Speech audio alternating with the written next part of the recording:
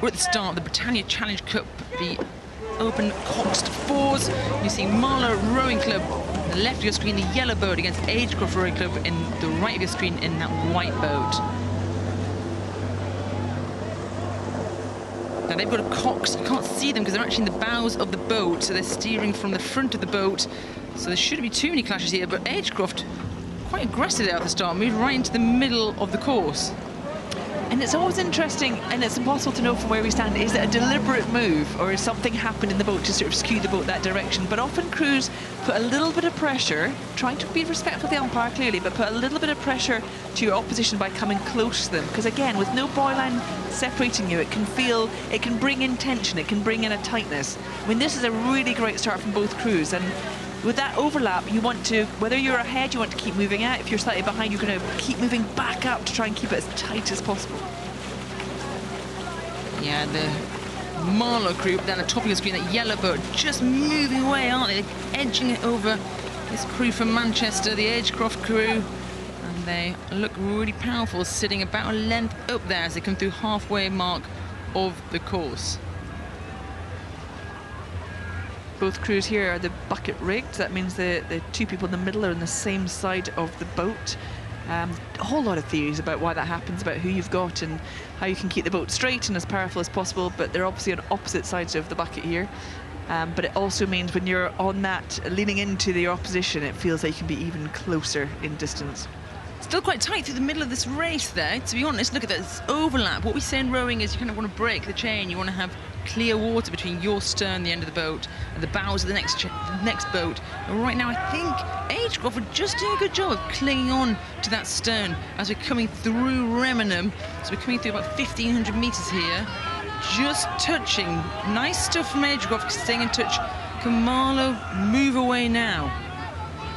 And this is the thing, isn't it? It's always a decision in rowing. Do you stick to your race plan as you've got it, if it's going to plan? Do you try and change and do something dramatically different to either upset the opposition or unsettle people? Can that unsettle your own crew? I mean, these decisions are happening all the time at sort of lightning fast pace, and some of it will be rehearsed over and over again in training, and some will be happening as the race unfolds. Yeah, the Marlow crew just looking a little bit tidier there for me over the Agecroft crew. And coach Jeremy Axon has done a good job there of making his crew sit still, get the work down in the water where it belongs.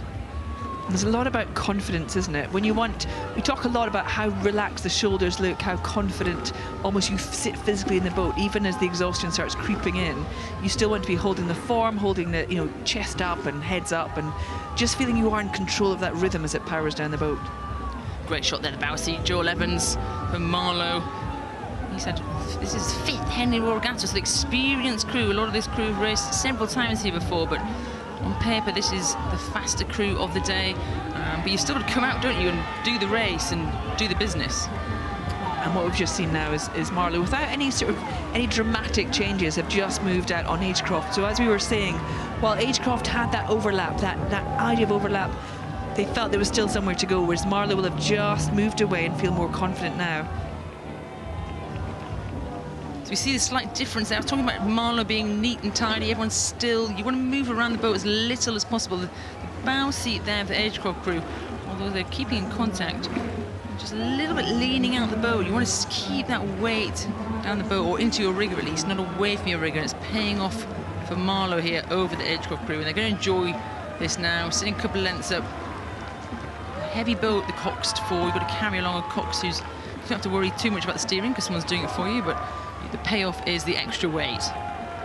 They're sort of heavy boats to get up to pace as well, but once they stay at pace, you need to keep that rhythm, that tempo tapping along, so you can't let it drop too low. So even if you've got a comfortable lead, you want to keep it at a pace that you could react if you needed to, because the boats with coxes do take longer to react.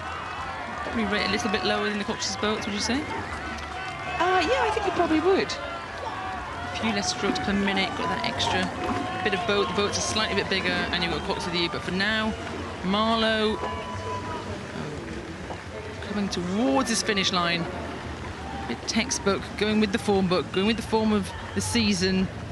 Tidy, neat rowing, a little breath in them, a little look around of their coxswain to just double check the time. And they're pleased with that. There's a win in the Britannia Challenge Cup for Marlow Rowing Club over Agecroft.